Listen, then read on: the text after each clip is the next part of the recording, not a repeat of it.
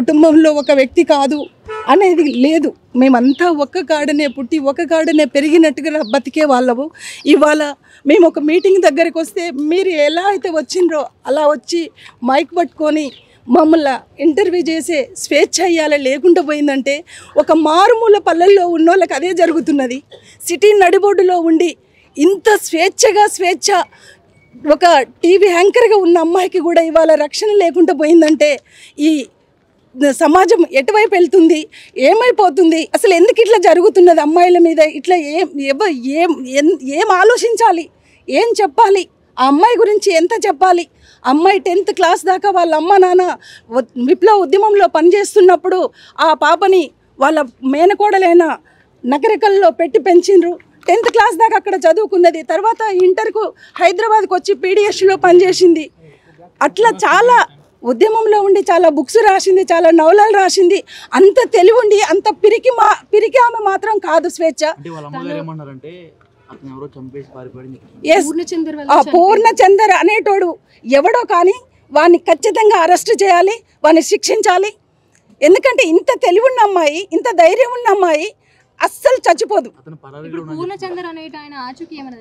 ఇంత మటుకైతే ఆయన ఆచూకి తెలిసినట్టు లేదు. నాకు తెలుసండి. వాడు పూర్ణచందర్ అనేటోడు మేము ఉద్యమంలో ఉన్న సమయంలో టీన్యూస్లో పనిచేస్తుండే. టీన్యూస్లో పనిచేస్తుండే ఏం చేసో తెలియదు కానీ టీన్యూస్ డిపార్ట్మెంట్తో అయితే ఉంటుండే.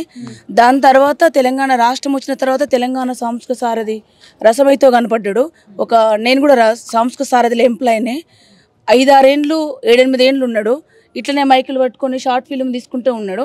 నాకు ఈరోజు ఎర్లీ మార్నింగ్ వరకు పూర్ణచందరు రిపోర్టర్ అనే విన్నా కానీ ఆ పూర్ణచందర్ అని నాకు మార్నింగ్ తెలిసింది. చనిపోయిన 5 నిమిషాలకే తెలిసింది. ఎందుకంటే మాకు ఎవరు రక్త సంబంధికులు ఎవరు లేరు, ఇది వర్గ సంబంధం. మా బంధువులు ఎవరు గారు మేమే. ఒకరు చచ్చిపోతే ఒకరు ఉన్న వాళ్ళం. మేము చిన్నప్పటి నుంచి కులాలు మతాలకు వ్యతిరేకంగా కొట్లాడిన వాళ్ళము. ఈ పరిస్థితి మాకు వస్తుందని ఇప్పుడు స్వేచ్ఛగా ఉందని అంటే ఇక్కడ జరిగిన ప్రాబ్లం ఏంటంటే ఎస్పెషల్లీ పూర్ణచందర్ గురించి మీకు బయట ప్రపంచాన్ని తెలియంది, మాకు మాత్రమే తెలిసింది. మాకు కొంతమంది తెలిసింది ఏంటంటే వాడు ఇప్పటికీ ఒక 2-3 అమ్మాయిలు ఇట్లా చేసిండు. దాంట్లో మాట్లాడిన వాళ్ళం నేనున్నా ఇంక 2-3 ఉన్నాం మాట్లాడిన వాళ్ళం. వద్దనుకున్నప్పుడు వదిలేయండి, నువ్వు చెయ్యకు అమ్మాయిలను అట్లా చేయకని వదిలేస్తే అమ్మాయి వాడిని రాయితో కొట్టి జస్ట్ మిస్ అయ్యి చచ్చిపోయేది కూడా బతికిండు. ఆ రోజు చచ్చిపోయి ఉంటే ఈరోజు స్వేచ్ఛ చనిపోయేది కాదు. వాడు ఇంకొక అమ్మాయి జోలికి పోయేటోడు కాదు. అప్పుడు వాడికి మ్యారేజ్ కాలేదు. 3 అమ్మాయిలు, స్వేచ్ఛ లేకముందుకు 3 అమ్మాయిలు. స్పెషల్లీ వాళ్ళ మేనత్తతో కూడా రిలేషన్ ఉంది వాడికి. ఆ రోగు కంటే ఎక్కువనే. రోగులన్న జుట్టు కట్ చేసుకొని బజార్లో ఎమ్మడి కనిపిస్తారేమో కానీ వాడు పాషగా ఉండే రోగు. మనందరి మధ్యన మీ అందరి మధ్యన మీడియా అని సోషలిజం అని సమాజం కోసం పనిచేస్తామని ఈ పేరు చెప్పుకొని బతికే రోమయాడు. చెప్పినాం వద్దు బిడ్డ ఇట్లా అంటే నేను చెప్పలేదు, అక్క వాళ్ళు చెప్పారు. నేను తనతో ఉంది అని నాకు తెలియదు, అబద్ధాలు చెప్పొద్దు. ఈ రోజు తెలుసు మాకు. ఈ రోజు మార్నింగ్ వరకు ఆ పూర్ణాన్ని తెలిసింది మాకు. ఇప్పుడు మాకు తెలిసినంత వరకు ఏంటంటే నైటే తెలిసింది ఏంటంటే ఈ పూర్ణాన్ని తెలియక ముందు కూడా స్వేచ్ఛ చనిపోయి 5 నిమిషాల ముందు పూర్ణ అనే వ్యక్తి ఆ ఇంట్లో నుంచి పోయిండు. ఆయన పోయినాక ఒక 5 నిమిషాల తర్వాత పాప ఇంటికి వచ్చింది. అక్క స్వేచ్ఛ రమ్మని ఫోన్ చేసింది, తిందామని వచ్చింది. ఆ 10 నిమిషాలలోనే స్వేచ్ఛ వాళ్ళ పాప వచ్చి డోర్ కొట్టింది. అది ఒక 1/2 అవర్ టైం అయింది పలగొడుతందుకు. 5 నిమిషాల వాడు పూర్ణ పోయిన 5 నిమిషాలకి స్వేచ్ఛ ఈ కండిషన్కి వచ్చింది. ఉన్నది. నేనేమంటే అనుమానం కాదండి, 100% వాడు చంపకపోయినా మా స్వేచ్ఛ చావుకు వాడే కారణము. వాడికి భార్య ఉంది, 2 పిల్లలు ఉన్నవాడు, పెద్ద వాళ్ళ ఎంబడి తిరిగేవాడు, వచ్చి తనతో ఉన్నాడు. చాలా పేరెంట్స్ కూడా చాలా చెప్పి చూసిండ్రు, వద్దు అమ్మ వద్దు బిడ్డ అని చెప్పి చూసిండ్రు. మీరు చెప్పినట్టు కాదులే, మనకు అందరు తెలిసిందే కదా మోసం చేసేవాడు ఎట్లా చేస్తాడు అని. అట్లాంటోడు చేసిండు. ఆ రోజు నాన్న నేను తనతో ఉండనిగా నా బతికేదో నేను బతికేస్తా నాన్న, వద్దు మీరు చెప్పితే నేను వినలేదు, నాకు రియలైజేషన్ వచ్చింది నాన్న, నిజంగానే వీడి క్రూరుడు ఉండలేను మాట్లాడుతుంటే ఇద్దరు వద్దు బిడ్డ ఒక్కరొకరు వద్దు, ఇద్దరిని కూర్చోబెట్టి మాట్లాడతా అని మాట్లాడిండు. 27th నేను అనుకోవడం ఏంటంటే ఈ మరణం వెనకాల ఉన్న పెద్ద రహస్యం ఏంటంటే తను ఇంతకుముందు ఎవరినైతే చేసిండో అమ్మాయిలను చీట్ చేసి లైఫ్లతో వాడుకున్నాడో వాళ్ళందరూ నార్మల్ పిల్లలు. అంటే ఒక ఉద్యమ నేపథ్యం ఉన్నోళ్ళు, ఇంతగానం గట్టిగా ప్రెస్లో ఉండి కొట్లాడే ఒక రిపోర్టర్, ఇవంతా బలమున్న పిల్లలు కాదు వాళ్ళు. మేము మాట్లాడిన పిల్లలే, వాళ్ళ పేర్లు కూడా దేవద్దు కాబట్టి చెప్పట్లేదు. అవసరం వస్తే సందర్భం వస్తే వాళ్ళని కూడా ఒకవేళ వస్తామో మేము నిలబడతాం అక్క, ఒక అమ్మాయి చావు కారణమైన వాడు నిలబడుతుంటే ఖచ్చితంగా మన ముందు నిలబెడదాం వాళ్ళని. కానీ వాడు బాధ ఈ చావుని ఎందుకు చేసినా నేను నా అభిప్రాయం ఉంది ఏంటంటే, ఈమె బలమైన అమ్మాయి, ఈమెకు ఇంతకుముందు ఒక రాజకీయాల్లో పనిచేసి వచ్చిండ్రు, పేరెంట్స్ కూడా బలమైన రాజకీయాల్లో పనిచేసి వచ్చిన వాళ్ళు, ఇవన్నీ బయటికి పోతే నాకు థ్రెటన్ ఉంటుందని మా స్వేచ్ఛను చంపిండు. అంటే మీరు ఇంతకు ముందు చెప్పలేదా వేరే వాళ్ళతో కూడా ఇట్లా చేశారు మాట్లాడారని చెప్పారు కదా, అసలు ఈ పూర్ణ అని తెలియదు నాన్న, మాకు తెలియదు అసలు. ఈ రోజు మార్నింగ్ వరకు తెలియదు. తను రిపోర్టర్గా ఉంది, బతుకుతుంది, బతకనీలే పిల్లలు కదా, ఉంది మీకు స్వేచ్ఛ ఉంది, బతుకుతున్నారు, బతకని అనుకున్నాం. కానీ ఈ పూర్ణతో ఉంటుందని మార్నింగ్ వరకు తెలియదు. తెలిస్తే చెప్తాం కదా. నేను మాట్లాడి ఒక 1.5 month అవుతుంది. నేను ఏదో ఇన్స్టాగ్రామ్లో పోస్ట్ పెట్టుకుంటే దానికోసం నేను రోజు నా ఇన్స్టాలో ఫేస్బుక్లో పోస్ట్ పెడితే ఫస్ట్ మెసేజ్ ఫస్ట్ ఫోన్ తనదే ఉంటుంది నా గురించి. 3 రోజుల క్రితం కూడా అరుణాచలం వెళ్ళేసి వచ్చి ఆ ఫొటోస్ కూడా ఇన్స్టాగ్రామ్లో చూస్తున్నాం. అవును, బాగానే ఉంది అన్నట్టుగా అనిపిస్తుంది. కానీ ఆల్ ఆఫ్ ది సడన్ ఏమై ఉండొచ్చు అన్నది వాళ్ళిద్దరికి మాత్రమే తెలుసు. అక్క అన్నతో లేరు, వాళ్ళిద్దరు మాత్రమే ఉన్నారు. ఇప్పుడు ఇద్దరం ఉన్నాం నాన్న, నువ్వు సేఫ్గా ఉన్నావు, నేను చనిపోయినా అంటే ఎక్కడి నుంచి ఒక నుంచి సంఘర్షణ ఉండి ఒక నుంచి థ్రెట్ ఉంటే కదా చనిపోయేది, అంతే కదా. చాలా ధైర్యవంతురాలు కాదు, మామూలు ధైర్యవంతురాలు కాదు, చాలా. ఎందుకంటే 14 ఏళ్ళ పాపను పెట్టుకొని ఒంటరిగా అమ్మ నాన్నతో 4 ఏళ్ళ నుంచి దూరంగా ఉంటుంది.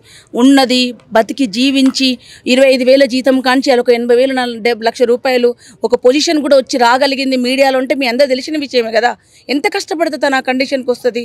తను అస్సలు పెరిగేదా చచ్చిపోయేంత పెరిగేది అస్సలే కాదు. మేమైతే ఫ్యామిలీగా, స్వేచ్ఛ ఫ్యామిలీగా పూర్ణను కఠినంగా శిక్షించాలి. వాడిని శిక్షించకపోతే ఇంకొక అమ్మాయి మనకు చావుక నవ్వుకుంటే ఉండేటోడే తప్ప వాడు గొంతు కోస్తాడు తడిబట్టతోటి. వాడేదో చేసేసి చంపి ఉరిపెట్టి ఆడు బయటికి వెళ్ళిపోయింది అనేది నా అభిప్రాయము. మేము వస్తున్నప్పుడు అన్నతో మాట్లాడాను, నేను శంకర్ అన్నతో మాట్లాడాను ఫోన్లో. అయితే అన్న పాప ఏదో బుక్స్ కొనుక్కోవడం కోసం స్కూల్ నుంచి డైరెక్ట్ అన్నకాడికి వచ్చిందంట. అన్నకాడికి వచ్చి స్వేచ్ఛకు ఫోన్ చేసిందంట, బిడ్డ నువ్వు రా, నేను అన్నం వండుతా తిన్నాం బిడ్డ అని. ఒక పావు గంట అర్ధగంట ముందే అలా చెప్పిన అమ్మాయి వచ్చేసరికి ఇంట్లో ఈ విధంగా పడి ఉన్నదంటే నిజంగా వాడు కూడా ఒక 5 నిమిషాల ముందే వెళ్ళిపోయిందని చెప్పేసి అక్కడ చుట్టుపక్కల ఉన్న వాళ్ళు చెప్తున్నారంట. నిజంగా నేను అనుకునేది ఏంటంటే అక్కడ సీసీ కెమెరాలు ఉంటాయి అనుకుంటున్నాను, సిటీ కాబట్టి పల్లెటూరు కాదు కాబట్టి. అవి కనుక ఎంక్వైరీ చేస్తే ఖచ్చితంగా వాడు 5 నిమిషాల ముందు ఎందుకు ఇంట్లోకి వెళ్ళిపోయిండు, ఏం జరుగుతున్నది అనేది ఖచ్చితంగా తెలుస్తుంది. ఇదంతా ఎంక్వైరీ చేయాలని ఇప్పటి వరకు ఏం అంటే అన్న వాళ్ళు పోయి తన మీద కేసు పెట్టిండ్రు అనేది తెలిసింది. కానీ దొరకలేదు, వెతుకుతున్నాము అనేది తెలిసింది. కానీ ఇంకా దొరకలేదు. పూర్ణ వెనకాల ఎవరో ఒకరు పెద్దవాళ్ళే ఉన్నారనేది నా అభిప్రాయం, నా ఒపీనియన్. ఎందుకంటే వాడు ఒక మామూలుగా ఉండి మాత్రం అట్లా చేయాలంటే చాలా ధైర్యం కావాలి. అంటే ఇంతకుముందు కూడా అట్లా ఉన్నాడు కాబట్టి టీ న్యూస్లో పనిచేసిండు. ఇప్పుడు చేస్తుండా లేదో నాకు తెలియదు, కనిపించలేడు ఏడా. నేను దాన్ని చేయకుండా మనం అనలేం కదా. టీ న్యూస్లో పని చేయకపోయినా కూడా వాడు మాత్రం ఖచ్చితంగా స్వేచ్ఛను ఏదో చేసిండు. వాడే చంపేసి ఇవాళ కథలు అల్లుతున్నాడు, డోరు లోపలంగా వేసిండని చెప్తున్నాడు. వాడు ఏ నుంచో తప్పించుకొని పోయిండు. స్వేచ్ఛ సత్య అంత పిరికిది కాదు. నేను చిన్నప్పటి నుంచి స్వేచ్ఛను చూసిన. కాకపోతే ఈ 5-6 సంవత్సరాలలో నేను స్వేచ్ఛని ఒక 2 సంవత్సరాల బ్యాక్ చూశాను, కానీ ఈ మధ్య చూడలేదు. కానీ స్వేచ్ఛ పిరికిది కాదు. ఎందుకంటే ఆమెకు సావాల్సిన అవసరము లేదు. ఒక పాప ఉంది, తర్వాత ఆమె బతకగలిగే కెపాసిటీ ఉంది, తర్వాత ఆమెకు తిరగగలిగే నాలెడ్జ్ ఉంది, 10 మందిని కూర్చోబెట్టి మాట్లాడే తెలివితేటలు ఉన్నాయి, ఇంకా 10 మందికి సహాయం చేసే గుణము ఉంది. ఇవాళ నేను నకరికల్లో పెరిగింది అని చెప్పాను కదా. ఆ అన్న పెంచిన అన్నకు కూడా 2 కూతుర్లు, ఈ పాప 3 కూతుర్లు. 3 కూతుర్ల లాగానే చూసిండు. ఈ పాప నా పాప కాదు అని చూడలేదు. ఇప్పుడు అక్కడికి వచ్చి వాళ్ళిద్దరు తల్లిదండ్రులు, సాదుకున్న తల్లిదండ్రులు బోరున ఏడుస్తూ ఆమెకు పిడిసొచ్చి పడిపోతుంది సాదుకున్న తల్లి. అంటే ఆ స్వేచ్ఛ ఎంత ఆమెకు పర్సనల్గా ఏమన్నా ఉండొచ్చు కానీ ఇలా చేయడం మాత్రం పూర్ణ అనే వ్యక్తి చాలా నరహంతకుడిలాగా ప్రవర్తించిండు. ఆ అమ్మాయిని 5 సంవత్సరాల నుంచి వాడుకొని ఇలా ఆ అమ్మాయి చావుకు కారకుడైండు. ఆ అమ్మాయిని చంపిండు. కఠినంగా శిక్షించాలి. ఇంకా ఇలాంటి అమ్మాయిలు ఇంకా అట్లా నష్టపోకుండా. ఎందుకంటే అమ్మాయి ఒక టీవీ యాంకర్, మామూలు అమ్మాయి కాదు. అంటే అలాంటి వాళ్ళకే ఇలా జరుగుతున్నాయి అంటే మామూలు అమ్మాయిలకి ఇంకా ఏడ రక్షణ ఉంది. కాబట్టి వాడిని వెంటనే అరెస్ట్ చేయాలి. ఆ అమ్మాయికి తగిన న్యాయం జరిపించాలి. వాడు మాత్రం ప్రజల్లో తిరగకుండా చూడాలనేది నా విజ్ఞప్తి.